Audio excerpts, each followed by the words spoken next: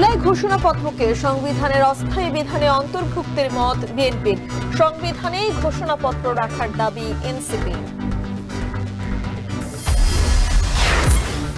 কোন নির্বাচনেই ইভিএম নয়, প্রবাসী ভোট পোস্টাল ব্যালটে জানালো ইসি। দুটি দল একই প্রতীক চাওয়ায় বরাদ্দ হয়নি শাপলা। জুলাই গণহত্যার দায় স্বীকার করে শেখ হাসিনার বিরুদ্ধে রাজসাক্ষী হলেন সাবেক আইজিপি মামুন। হত্যার নির্দেশ সহ 5 অভিযোগে 3 জনের বিচার শুরু।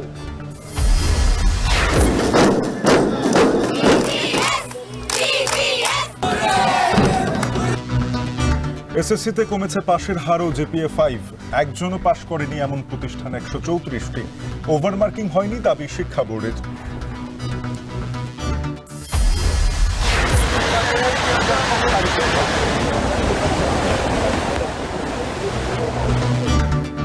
এবং ফেনীতে 150 গ্রাম প্লাবিত, পানিবন্দী 1.5 লাখের বেশি মানুষ। রাজশাহী, খুলনা, বরিশাল, চট্টগ্রামে ভারী বৃষ্টির পূর্বাভাস।